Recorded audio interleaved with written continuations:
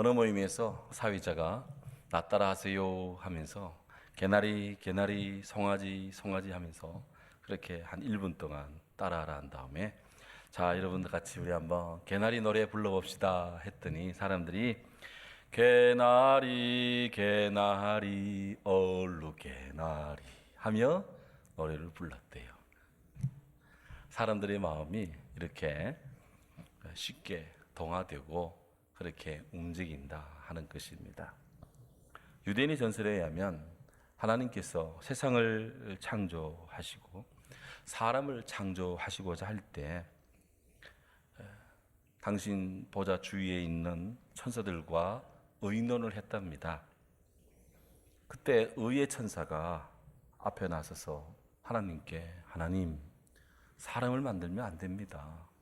왜냐하면 사람을 만들면 그 인간이 모든 종류의 악을 골라가지고 다 행할 거예요. 사람은 강박하고 사람은 잔인하고 부정직하고 온 세상은 불의함으로 가득 차게 될 것입니다. 그렇게 걱정 어린 마음으로 만류를 했습니다. 뒤이어 진리의 천사가 말합니다. 하나님, 사람을 만들지 마세요. 그러면 그 인간들은 거짓되고 그 형제들을 속일 것이며 심지어 하나님도 속일 것입니다. 그러니 안 만드는 게 좋을 것 같아요. 라고 또 만류합니다. 거룩의 천사도 나와서 절대로 사람 만들지 마세요. 그는 당신의 면전에서 하나님의 이름을 더럽힐 것입니다. 하며 그렇게 간합니다. 그때 하나님께서 마지막으로 하나님이 사랑하시는 긍휼의 천사에게 의견을 물었대요. 그때 긍휼의 천사가 한 걸음 앞으로 나아가서 아뢰입니다. 저희 하늘의 아버지, 사람을 만드시옵소서. 하나님이 하시고자 하시는 원하신다면 만드십시오. 근데 하나님이 사람을 만들 때 사람이 죄를 짓고 단연코 타락하고 이 세상은 더러움에 잠길 것입니다. 그러나 하나님, 사람들이 죄를 짓고 정의와 진리와 성결함에서 멀리 떨어졌다 해도 제가 주님이 부드러운 손길, 사랑의 손길로 그 인간을 감싸할 것이고 하나님의 사랑스러운 음성을 전하여서 그들로 회개하여 돌아오도록 그들의 마음 안에 하나님의 사랑을 전하겠습니다. 이렇게 했대요. 하나님께서는 긍휼의 천사의 말을 받아들이고 그래서 흙으로 인간을 만드셨습니다. 그런데 모든 천사들이 염려한 것처럼 사람이 타락합니다. 의지가 남용되고 교만해져서 하나님처럼 되고자 하는 그 욕망 속에 인간이 죄를 짓습니다.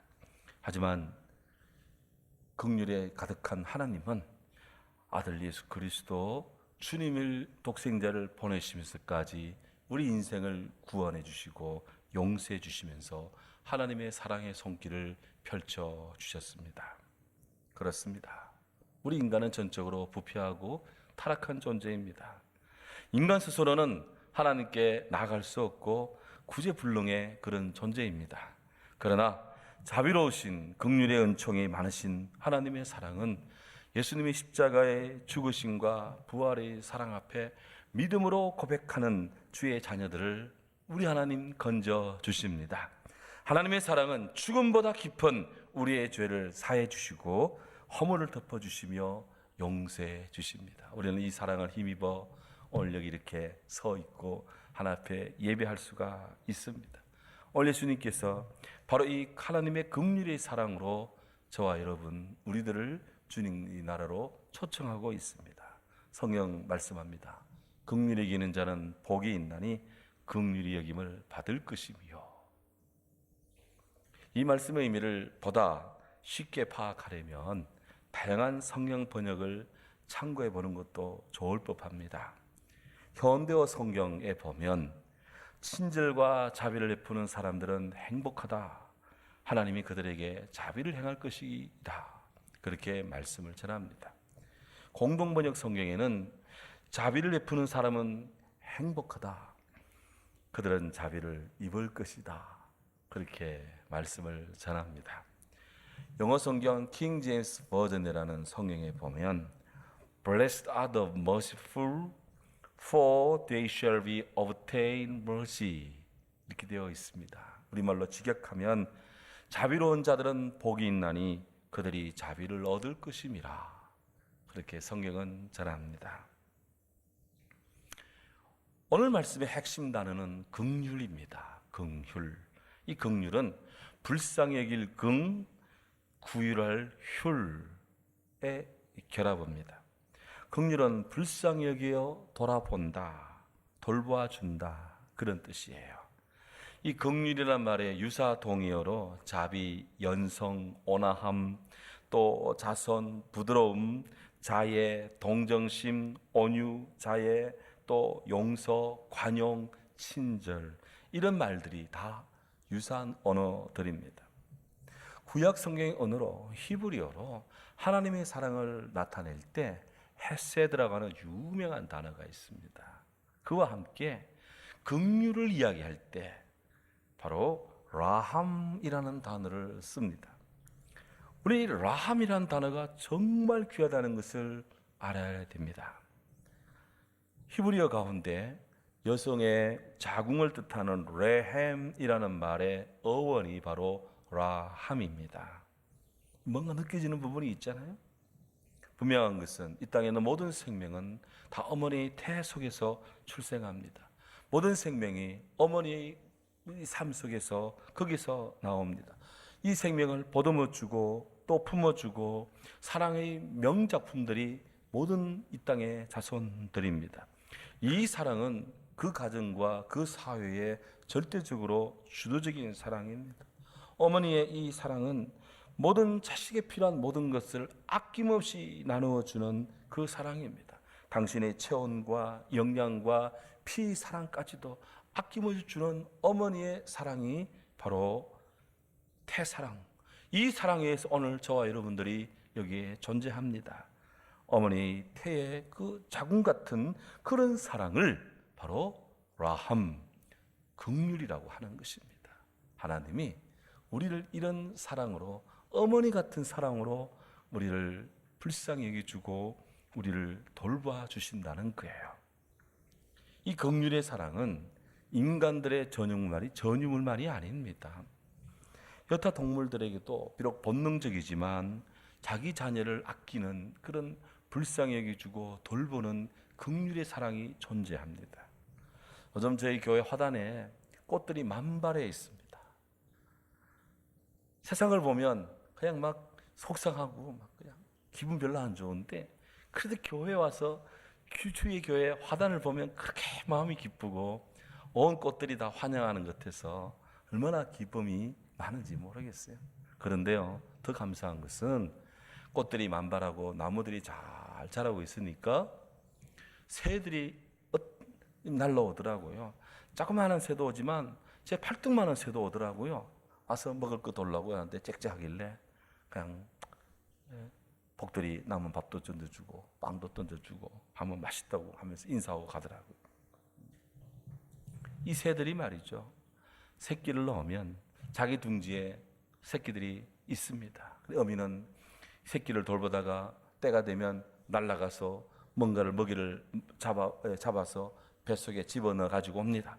가지고 와서는 둥지에 와서는 그거를 몸을 막 틀면서 속에 있는 먹은 것들 먹이를 다시 끄집어냅니다. 그렇게 해서 아이들 입에 하나씩 넣어줍니다. 그 새들이 좀 크고 나면은요, 이 엄마가 이 어미새가 입을 쫙 벌리면 아이들이 그 부리를 엄마 주둥이에서 집어넣고 끄집어내서 먹습니다. 자기 속에 막 쪼여도 개의치 않고 자기 새끼들을 먹이는 어미새의 사랑, 긍휼의 사랑이 깃들어 있습니다. 긍휼이라는 것은 비록 내 자신과는 무관할지라도 적극적으로 그의 입장에 서서 그를 이해하고 그의 부족함을 채워주시는 사랑입니다. 놀랍게도 우리는 이런 긍휼의 사랑 가운데서 이만큼 성장하고 있고, 하나님의 이런 긍휼의 사랑 안에서 우리가 생존하며 주의 나라를 바라보고 살 수 있습니다. 감사한 것은 예수님의 이 긍휼의 사랑은 또한 이 땅에서의 이런 법칙의 사랑과 충돌되지 않는다는 거예요. 예수님께서는 주의 제자들에게 그리고 이 말씀을 받는 우리들에게 서로 긍휼을 베풀며 긍휼 가운데 살아갈 것을 오늘 말씀을 통해 말씀하고 있습니다.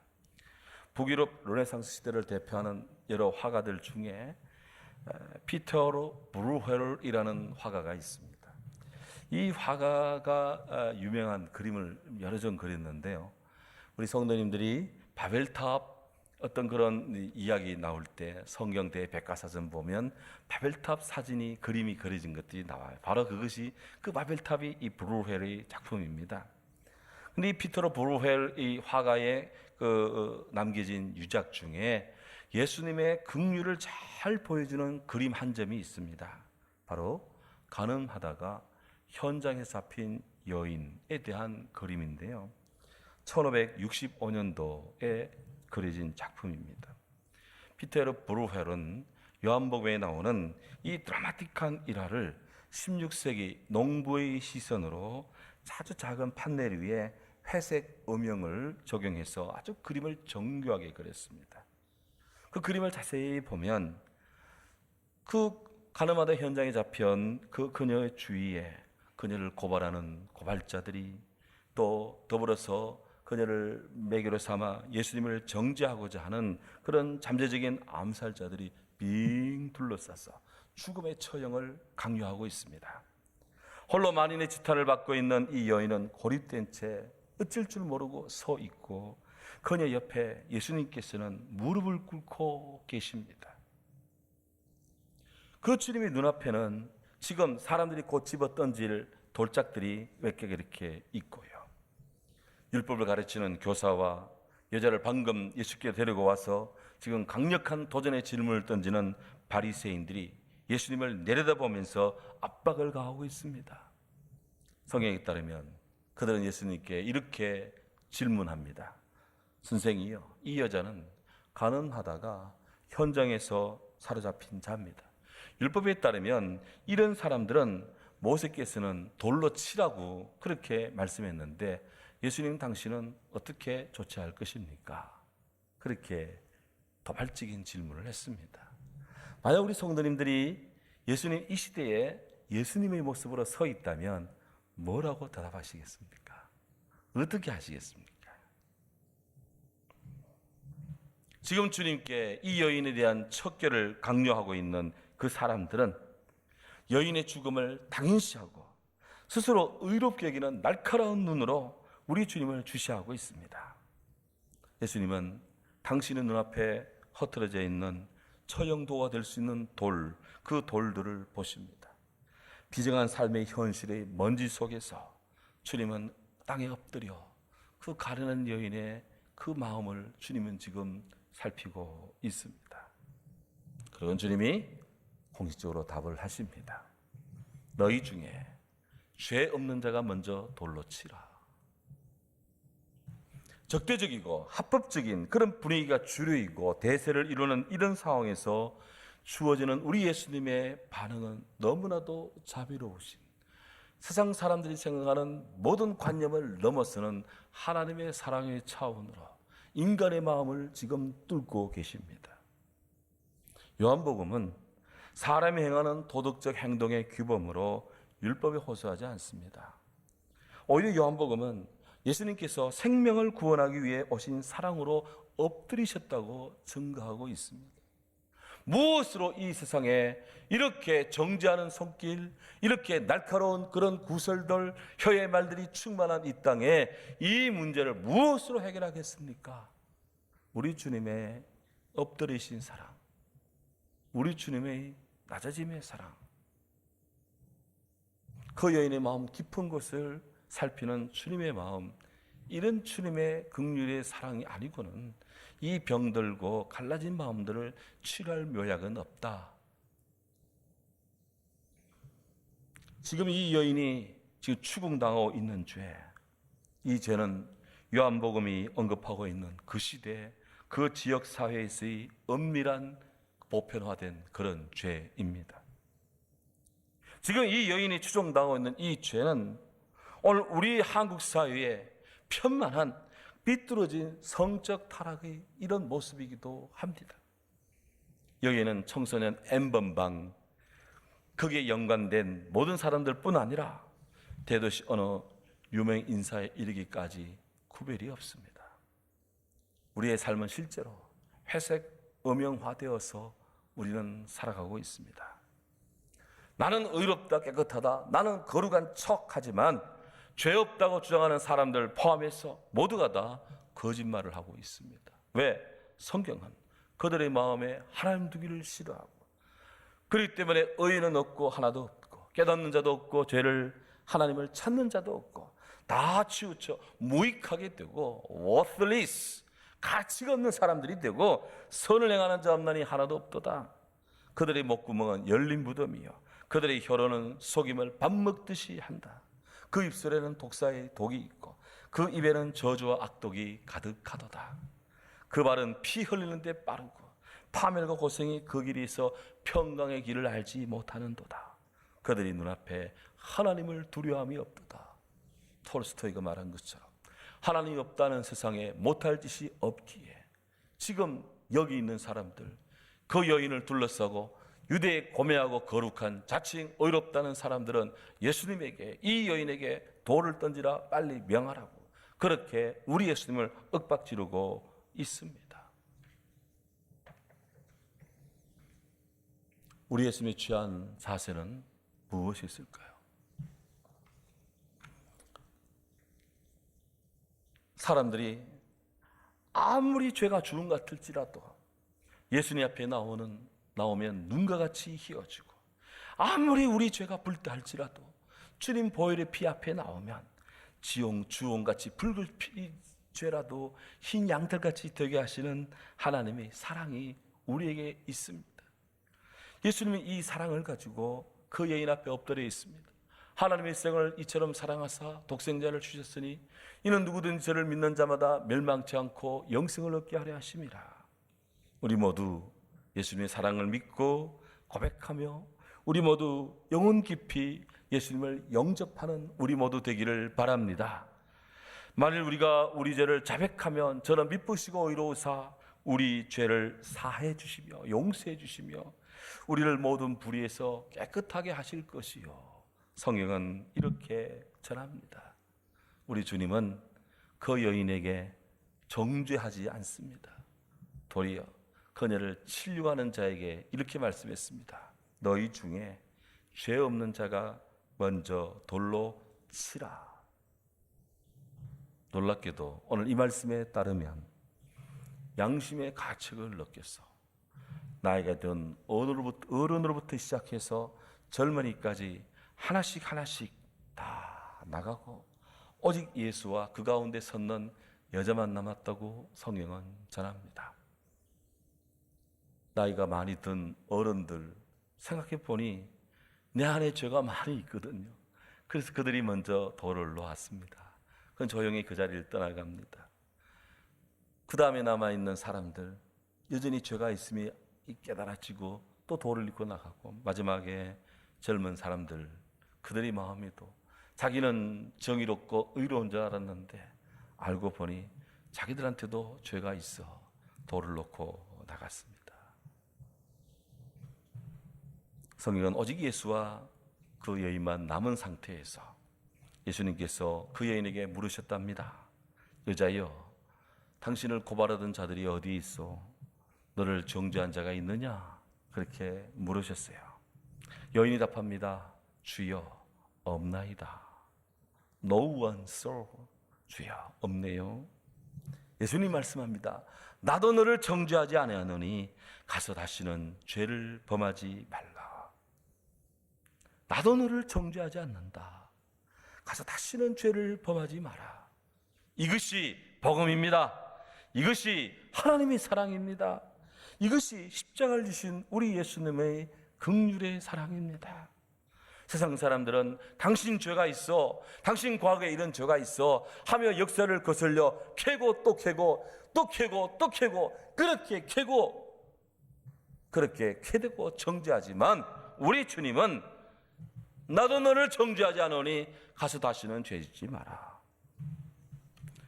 한량없는 주님의 사랑을 그 여인을 안아주고 감싸줍니다.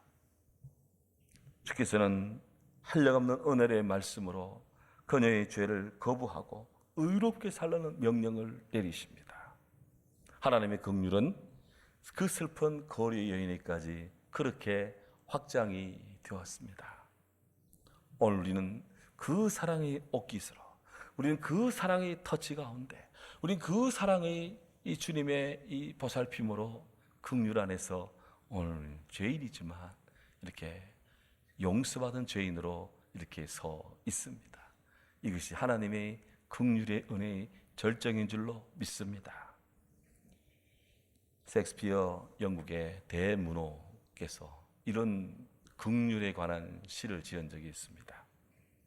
긍휼은 결코 강요되는 것이 아닙니다. 그것은 조용히 떨어지는 빗방울처럼 하늘에서부터 저 낮은 곳으로 내릴 뿐입니다. 긍휼은 두 번 축복을 내립니다. 한 번은 긍휼을 베푸는 사람에게, 또 한 번은 긍휼의 여김을 받는 사람에게. 그러나 긍휼이 정의 이름으로 둔갑될 때 세상의 권능이 하나님의 권능처럼 착각될 때가 있습니다. 비록 당신이 정의를 갈망할지라도 정의를 실현하는 과정 속에서는 아무도 구원을 볼 수 없음을 늘 기억하세요. 우리는 긍휼을 위해 기도해야만 합니다. 그리고 긍휼을 가르치기 위해 자비로운 행동을 보여줘야만 합니다. 그렇습니다. 하나님께서는 미가 선지자를 통해 말씀하셨습니다. 사람아, 여호와께서 내게 구하는 것은 오직 정의를 행하며 인자를 사랑하며 겸손하게 내 하나님과 함께 동행하는 것이 아니냐. 그렇습니다. 긍휼히 여기는 자비의 사랑은 모든 크리스찬들의 마음 깊이 자리해야 될 우리 주님의 요구이고 요청입니다. 예수님 말씀했습니다. 긍휼히 여긴 자는 복이 있나니 저희가 긍휼히 여김을 받을 것이며. 주님 안에서 긍휼히 여기는 사랑은, 그 사랑을 실천하는 자에게는 하나님의 긍휼하신 은총이 깃듭니다.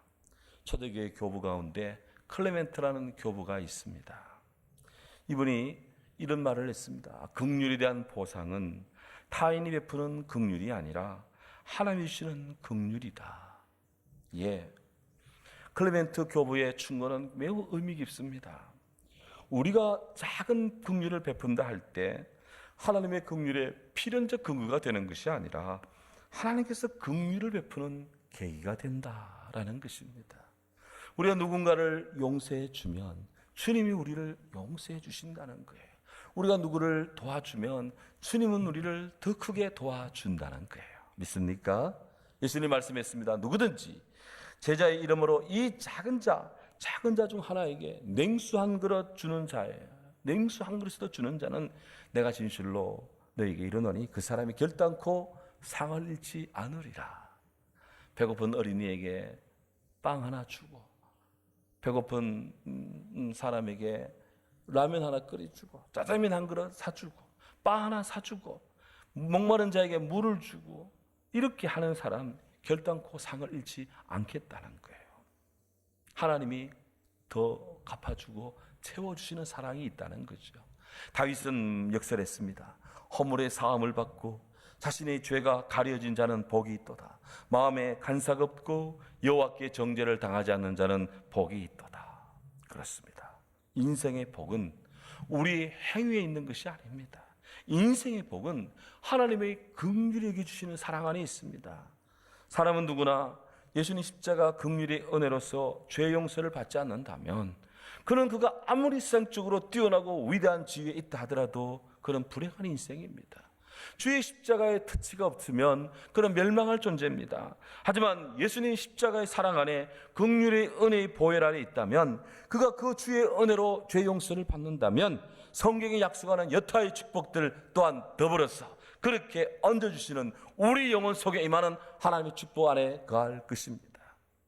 이런 점에서 우리에게 향하신 하나님의 긍휼은 최고의 은총이요 정말 귀한 하나님의 축복입니다.